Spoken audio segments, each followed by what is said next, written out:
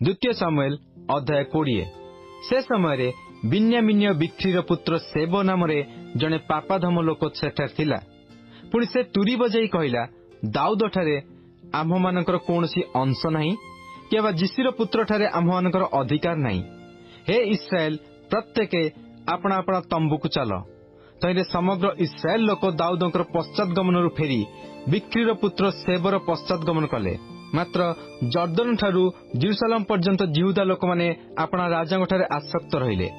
एउतारे Dawood Jerusalem को अपना गृह को आसिले। पुणी राजा आपणार जेउ 10 उपपत्नी को गृह जगिବାକୁ छाड़ी जाइतिले सेमानंकु प्रहरी गृह रे रखी पड़ी जोगाइले। मात्र सेमानंकर सहवास कले नहीं। एणु सेमाने मरण दिन पर्यंत रुद्ध होई वैधव्य दशारे रहिले।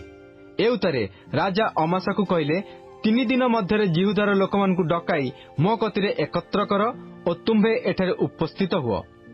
तैरे अमासा जिहुदार लोक मानकु डाकी एकत्र करियाकु गला। मात्र से निरूपित समयरु अधिक विलंब कला। तहिरे दाऊद अभिषेक को कहले, एबे अबशालोम अपेक्षा बिक्रीर पुत्र सेब आम्भ मानकर अधिक अनिष्ट करिवो। तुम्हें अपना प्रभु को दास मानकु नहीं ताहार पछे पछे गोड़ाओ, नइले से प्राचीर बेष्टित कौनसी नगर को जाई आम्भ मानक दृष्टि पलाइबो। एणु जयब्र लोक ओ करेथिय ओ पलेथिय लोक ओ समस्त वीर लोक माने ताहा पछरे बाहरिले।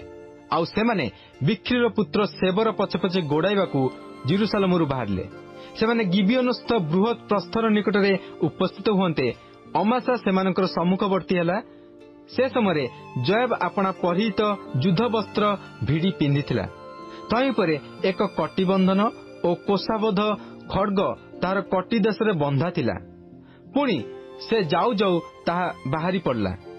एथिरे जयब अमासा को पचारला, कि भाई तुम्हार मंगल? तो जयब अमासा को चुंबन करिया पई अपना दक्षिण हस्तरे ताहार दाढ़ी धरिला।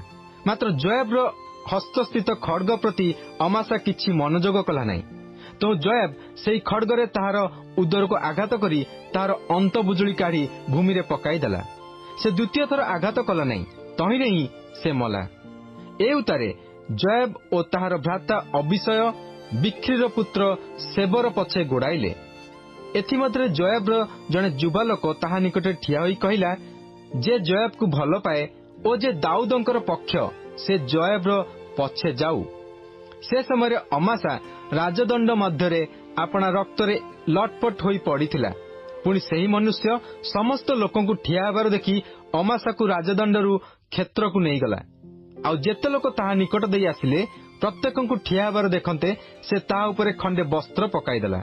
अमासा राजदंडरू अंतर कर जानते समस्त लोक बिक्रीर पुत्र सेबर पछे गोड़ाइबा पई जयब्र अनुगामी हेले। एउतारे जयब इस्राएल जावतीय वंश मध्य देई आबेल ओ बैतमाखा ओ समस्त बेरिम अंचल पर्यंत गमन कला।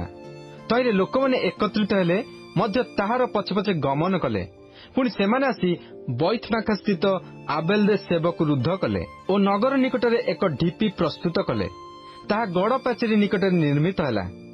तैरे जयब्र समस्त संगी लोक पाचेरी भूमिसात करिया पई भांगिबाकू लागिले। सेतबेले नगर मध्यरु एक बुद्धिमती स्त्री डाकी कहिला, सुण सुण, मु बिना करूछि जयब को ए स्थान पर्यंत आसीबाकू कह, मु ताहा संगे कथावार्ता करिवि। तो से ताहा निकटकू आसंते से स्त्री पचारला, आपण कोन जयब? से उत्तर कला, हां। तबे से स्त्री ताहाकू कहिला, आपणा दासीर कथा शुणंतु। से उत्तर कला, मु शुणुअछि। तैरे से कहिला, पूर्व काल लोक माने कहूथांती, लोके आबेल रे अवश्य परामर्श पचारिबे, आउ एही रूपे से माने कार्य समाप्त कले। मु इस्राएल रो शांत और विश्वस्त लोकमानक मध्यरु जणे। आपण एक नगर को ओ इस्राएल मध्यरे एक माता को विनाश करिया पई चेष्टा करूछंती। आपण सदाप्रभु को अधिकार को काहेकि ग्रास करिवे? एथिरे जयब उत्तर करी कहिला, एहा दूर हेउ, मुझे ग्रास करिवि कि विनाश करिवि ताहा मो ठारु दूर हेउ। कथा सेपरि नुहे।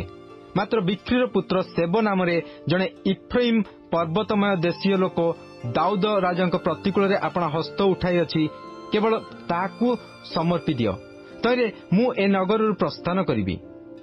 तो से स्त्री जयब को कहला, देखंतु प्राचीर देई ताहार मस्तक आपण निकट को पक्का जीव। ଏଉତରେ ସେ ସ୍ତ୍ରୀ ଆପଣା ବୁଦ୍ଧିରେ ସମସ୍ତ ଲୋକଙ୍କ ନିକଟକୁ ଗଲା। ତେଣୁ ଲୋକମାନେ ବିକ୍ରିର ପୁତ୍ର ସେବର ମସ୍ତକ କାଟି ଜୋଆବ ନିକଟକୁ ବାହାରେ ପକାଇଦେଲେ। ତହିଁରେ ସେ ତୁରୀ ବଜାନ୍ତେ ଲୋକମାନେ ନଗରରୁ ଛିନ୍ନ ଭିନ୍ନ ହୋଇ ପ୍ରତ୍ୟେକ ଲୋକ ଆପଣା ଆପଣା ତମ୍ବୁକୁ ଗଲେ। ପୁଣି ଜୋଆବ ଜେରୁସାଲେମକୁ ରାଜାଙ୍କ କତିକି ଫେରିଗଲା। ସେ ସମୟରେ ଜୋଆବ ଇସ୍ରାଏଲର ସମସ୍ତ ସୈନ୍ୟ ଦଳର ଉପରେ ଥିଲା। ପୁଣି ଜିହୋଆଦର ପୁତ୍ର ବନାୟ କରେଥିୟ ଓ ପଲେଥିୟ ମାନଙ୍କ ଉପରେ ଥିଲା। ଆଉ ଅଦୋରାମ ବେଠିକର୍ମର ଅଧ୍ୟକ୍ଷ ଥିଲା ଓ ଅହିଲୁଦ୍ର ପୁତ୍ର ଜିହୋଶାଫଟ ଇତିହାସ ଲେଖକ। ଶିବା ଲେଖକ ଥିଲା। ପୁଣି ସାଦକ ଓ ଅବିଆଥର ଯାଜକ ଥିଲେ। ପୁଣି ଜାଇରିୟ ଇରା ମଧ୍ୟ ଦାଉଦଙ୍କର ଯାଜକ ଥିଲା।